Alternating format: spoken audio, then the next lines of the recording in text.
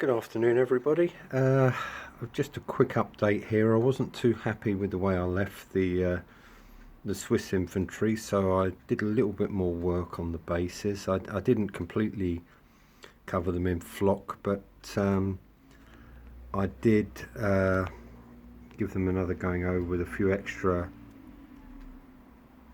flowers and sand, and hope that actually improved the appearance. I've got some very colourful flowers on there, which I'm hoping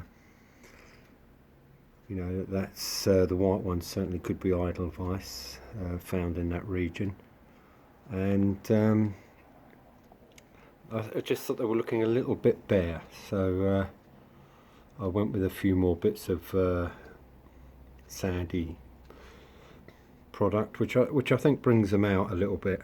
The colours.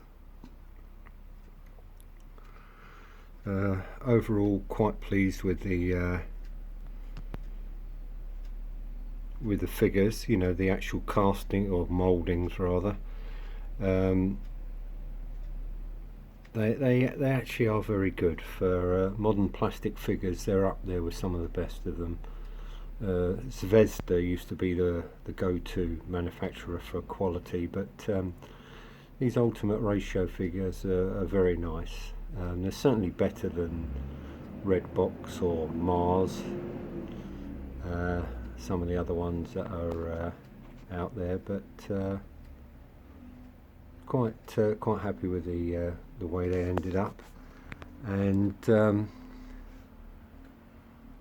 I was able to get a little bit more basing on there, which I think it just improved them slightly. As I say, usually I throw a handful of green flock over and say, well, that's grass, and this time I was actually more inclined to mix it up a little bit, and I'm moderately pleased with those. That's 48 figures. I suppose that took possibly 3 weeks, half an hour a day. So it was quicker than my usual. I tend to work on them, obviously, like most of us do, when I can, and I was able to get a good deal of work done on these fairly quickly for me anyway.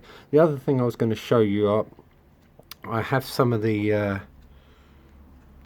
figures from Airfix's early days. These are dating from 1959. They're one of the first, if not the first, box of figures that Airfix ever produced, British infantry. The interesting thing that you could probably see, the helmets are more 1950s, and the weapons are, I believe, those was it the Belgian FN rifle, which is certainly from the 50s. Now, did a little research on this, and they seem to have come, these figures, from a similar set produced by Britons, which were about 1/72. Britons did a range which were painted, minimally painted, and the mouldings seem to be the same for that range. So, as I say, this is what you would be getting in 1959, the beginning of Airfix's reign as the supreme plastic model soldier manufacturer. As opponents coming in later in 1959, you had the German infantry. Again, by our standards today, they're fairly modest figures, although like with all of these things, the fact that they're basic just adds to the charm. It just reminds you of your childhood playing with model soldiers, when you could have cowboys versus Japanese infantry and British infantry versus US infantry, and it didn't really matter. You just had two different colours of plastic fighting against each other. But this is what you know, we started off with in wargaming, all the big names, Featherstone and all. You know, you look at some of their early books, it's all airfix figures, and you know, they don't bear too close examination in terms of accuracy, but they are tremendously charming. At the back, very much from Airfix's 1959-1969 first ever issue, the Guards colour party, moulded in vivid red with a sentry box and sentry at attention. These were again amongst the very earliest, if not the earliest. I believe there was a marching band also, and as I say, these dated from 1959 to 1960. These were the very first of Airfix's soon-to-be massive range. And then you've got the first set of French Foreign Legion. I remember these specifically from a set my mum and dad bought me, which came with the Arabs, Bedouin Arabs, and the Fort Sahara.